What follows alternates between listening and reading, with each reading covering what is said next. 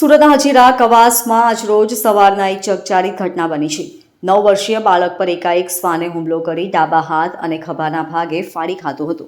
જોકે આસપાસના લોકોનું ધ્યાન પડતા જ તુરંત તેને છોડાવીને 108 મારફતે તાત્કાલિક સારવાર માટે ખસેડ્યો હતો। આ 9 વર્ષીય બાળકની સારવાર કરતા ડોક્ટર આરતીએ બાળકની સ્થિતિ વિશે જણાવતા કહ્યું કે આજે સવારે ધોરણ 9માં ભણતા મયુર રાજુભાઈ મેડાને 9 વાગે સિવિલમાં સારવાર માટે લાવવામાં આવ્યો હતો। તે SPCL કંપની પાસે ઝુંપડપટ્ટીમાં રહે છે। તે ઝુંપડપટ્ટીની નજીક જ રમતા રમતા વોશરૂમ માટે ગયો અને અહીં રખડતા શ્વાને તેને બચકા ભર્યા। આ હુમલામાં તેને ગળાના ભાગે પીઠ અને હાથ પર ઘા લાગ્યા છે। હાલ આ ઘા પર ટાંકા લગાવ્યા છે ને તેની સારવાર ચાલી રહી છે। વધુમાં તેઓએ જણાવ્યું હતું કે અહીંથી પસાર થતા લોકોનું ધ્યાન પડતા જ તુરંત જ મયુર પાસે દોડી ગયા હતા અને તેને શ્વાનના મોઢામાંથી છોડાવ્યો હતો। ગંભીર ઇજાઓના કારણે 108 મારફતે તુરંત જ તેને સિવિલમાં લાવવામાં આવ્યો હતો।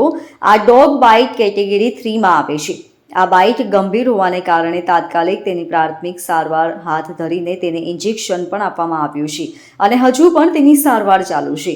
મયુરના પિતા રાજુભાઈ મેડા મજૂરી કામ કરે છે અને આ હૃદયદ્રાવક ઘટનાના કારણે હજુ પણ આઘાતમાં છે।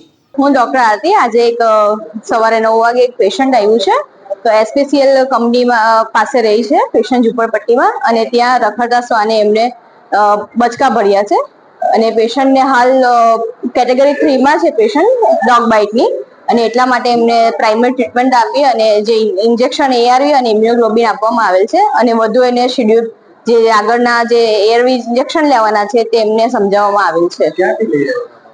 SPCL કંપની પાસેથી બાળક ત્યાં કઈ વોશરૂમ જવા માટે ગયું હતું અને ત્યાં રખડતા શ્વાને એને બચકા ભર્યા છે।